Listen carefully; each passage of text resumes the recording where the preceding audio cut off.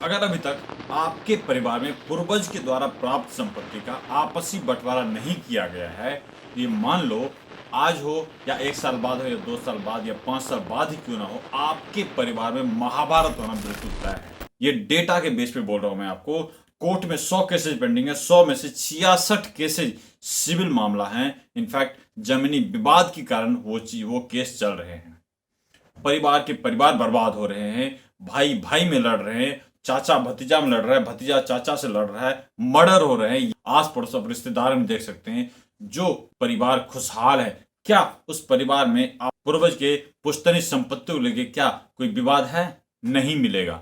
जो परिवार खुशहाल है वहां पे संपत्ति विवाद नहीं मिलेगा, और जिस परिवार में संपत्ति विवाद है वो परिवार कभी खुशहाल नहीं मिलेगा आपको। राइट। तो आज आपको क्या करना है? आज लाखों काम आपके जिंदगी में हो, लेकिन उस लाखों काम में से फर्स्ट प्रायोरिटी देना है, पहली प्राथमिकता देना है आपके परिवार में आपसी बंटवारा को। आपसी बंटवारा में ये सिर्फ नहीं कर रहा हूं आपके पूर्वज के द्वारा प्राप्त संपत्ति का, लेकिन हो सकता है कि आपके द्वारा, आप हो सकता है आपके पिताजी के द्वारा, हो सकता है आपके द्वारा ही 4 भाई या 10 भाई मिलके, 5 भाई मिलके सम्मिलित रूप से कोई संपत्ति खरीदी हो, अनबन हो जाए। हो सकता है परिवार में किसी तरह कलह हो जाए। वो चीजें उत्पन्न मत होने दो आप अपने परिवार में, क्योंकि जब वो चीज उत्पन्न हो जाएगी तो पूर्वज के द्वारा प्राप्त संपत्ति का बंटवारा करना भी मुश्किल हो जाएगा। उन चीजों से दूर रखने के लिए अपने परिवार को आज वो डिसीजन लीजिए, आज वो स्टेप्स उठाइए कि आपको अपने पूर्वज के द्वारा प्राप्त संपत्ति का आज के आज बंटवारा करना है। और आपने ध्यान दिया होगा कि जब भी किसी परिवार में कोई आपसी बंटवारा के कारण या संपत्ति विवाद के कारण कोई तनाव होता है, तो वहां पे थर्ड पर्सन उस विवाद में आता है और पूरे परिवार को 2 पार्ट में विभाजित करना चाहता है वो कि किसी एक पक्ष का पक्षधर बन के दूसरे पक्ष को नुकसान पहुंचाया जाए, और उसी विवाद के ऊपर वो रोटी सेकना चाहते हैं। उसी विवाद के ऊपर वो व्यक्ति चाहता है पूरे परिवार पे कंट्रोल करना। ऐसा बिल्कुल मत होने दो आप अपने परिवार में। अगर ऐसा होता है तो आपके परिवार को बर्बाद होने से कोई नहीं रोक सकता। तो करना क्या है, किसी तरह का विवाद क्यों ना हो, तो आपको क्या करना, आपको आपस में पूरे परिवार के जो भी सदस्य हैं उन सभी सदस्य को मिलके आपस में बैठना है। उसमें अगर आवश्यकता हो आपको किसी जानकार अमीन को वहां पे ले लीजिए, जानकार किसी कंसल्टेंट को ले लीजिए, लीगल कंसल्टेंट को, जानकार किसी वकील के पास जाइए, मिलिए, सहमति लीजिए, और उनके द्वारा जो सहमति के द्वारा बताया जाता है उन चीजों पे सभी अमल कीजिए, और जिससे कि आपके परिवार में किसी तरह बिना विवाद के आप अपने परिवार में संपत्ति का बंटवारा कर सके। इसको करने का कुछ स्टेप्स है। पहला स्टेप्स ये है कि आपको सबसे पहले अपने पूर्वज के द्वारा या आपके पिताजी के द्वारा, जिसके द्वारा भी पुश्तैनी संपत्ति जो सम्मिलित संपत्ति है, उन संपत्ति का पेपर पहले निकालना है आपको। उस पेपर के हिसाब से समझना है आपको कि कौन सी वो सम्मिलित संपत्ति है। क्या वो संपत्ति बची हुई है या किसी आपके पूर्वज के किसी उत्तराधिकारी द्वारा बेच दिया गया है, पर ये समझना है। और जब ये समझ लेते हैं आप, उसके बाद ये इस चीज का आकलन करना है उसमें कितनी संपत्ति बची हुई है, उसका एक नोट बनाना है, एक प्लेन पेपर पे उस चीज का लिस्ट बना लेना है। किस उत्तराधिकारी ने बेचा, कितना रकबा बेचा, कितनी संपत्ति बेची गई, राइट, वगैरह वगैरह, उसका एक लिस्ट बना लेना है। उसके बाद अगर खुद से वो आकलन आप कर सकते हो तो बेहतर है, खुद से आकलन कर लेना है। नहीं तो किसी जानकार व्यक्ति को, मैंने बताया आपको, लीगल कंसल्टेंट हो सकता है, या फिर कोई वकील हो सकता है, या फिर कोई अमीन हो सकता है जानकार, उनके साथ आप बैठिए।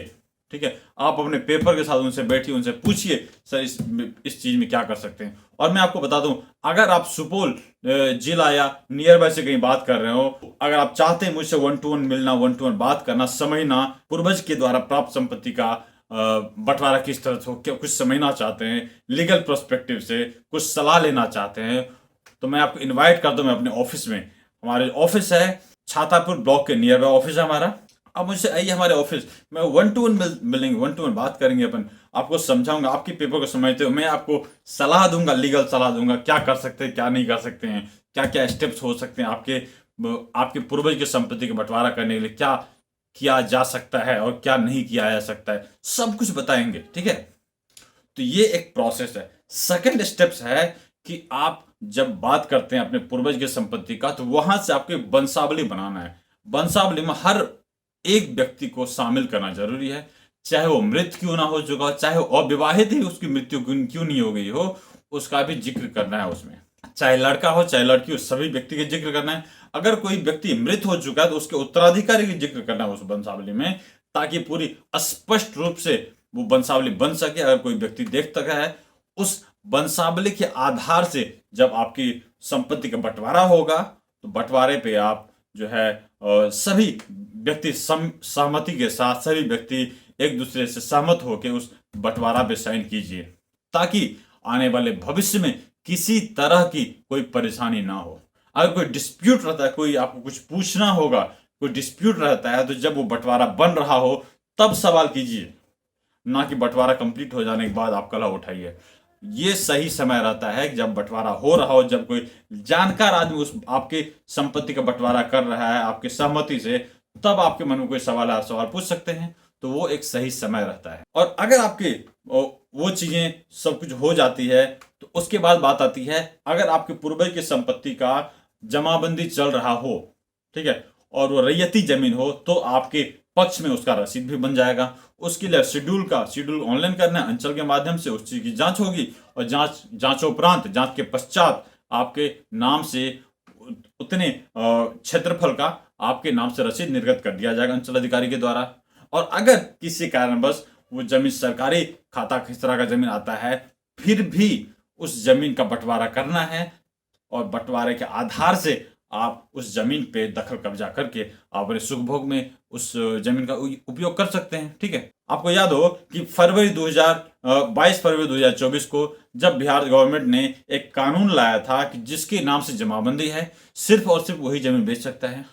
क्या हो कि आपके परिवार में आपके परदादा नाम से जमीन की जमाबंदी चल रही हो, और आज वो कानून दोबारा से लागू हो जाए जिसके नाम से जमाबंदी सिर्फ वही बेच सकता है, और आपके परिवार में कोई इमरजेंसी हो गई और जमीन बेचना ही एकमात्र उपाय बच जाता है, तो उस केस में सोचिए कि आपके साथ क्या मुसीबत होगी।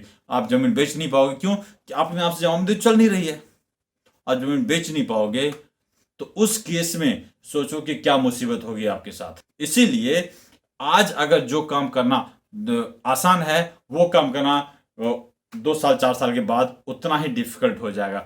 बिहार गवर्नमेंट बहुत ही पुरजोर तरीके से, जोर शोर तरीके से राजस्व विभाग को पॉजिटिवली बदलने में लगी है। बहुत सारी चीजें नई लाई जा रही है, बहुत सारे कानून लाए जा रहे हैं। जो आज से 2 साल पहले, आज से 1 साल पहले जब कोई रजिस्ट्री होती थी, तो उसमें जमाबंदी चल रही होती है या नहीं चल रही होती, तो लोग रजिस्ट्री कर देते। लेकिन आज के समय में जमाबंदी का एक्टिव रहना बहुत ही आवश्यक है। जब तक जमाबंदी आपका एक्टिव नहीं है, तब तक आप रजिस्ट्री भी नहीं कर सकते हैं। और भी तमाम चीजें हैं सर। तो कानून बदल चुका है, समय बदल चुका है। आज समय आ चुका है आपको आपके पूर्वज के द्वारा प्राप्त संपत्ति के या सम्मिलित संपत्ति का बंटवारा आज अगर आप कर लेते हैं, तो आने वाले भविष्य में आप अपने उत्तराधिकारी को एक साफ सुथरा शांतिपूर्ण माहौल प्रदान करते हैं। मानिए कि जिस भी परिवार में जमीन संबंधित जो कलह नहीं है, जमीन संबंधित झगड़े नहीं है, वो परिवार बिल्कुल खुशहाल परिवार है, और वो परिवार पुरजोर तरीके से पैसे कमाने में लगे हुए हैं और उन्नति कर रहे हैं। और जो भी परिवार में जमीनी विवाद है, जो भी परिवार में संपत्ति विवाद है, वो परिवार दर दर ठोकरे खा रही है और मुसीबत का सामना कर रहे हैं। मैं एक उम्मीद के साथ, एक आशा के साथ आपसे निवेदन करना चाहता हूं, आपसे गुजारिश करना चाहता हूं, किसी भी स्थिति में आप हो, चाहे उसके लिए जमीन को ना बेचना पड़े, कुछ जमीन का कुछ क्षेत्रफल बेच के आप आपसी बंटवारा को जरूर कीजिए, ताकि भविष्य में किसी तरह की परेशानी आपके साथ ना हो। मैं मिलता हूं आपसे अनदर वीडियो में, तब तक के लिए अपना ख्याल रखिए। Have a nice day, take care.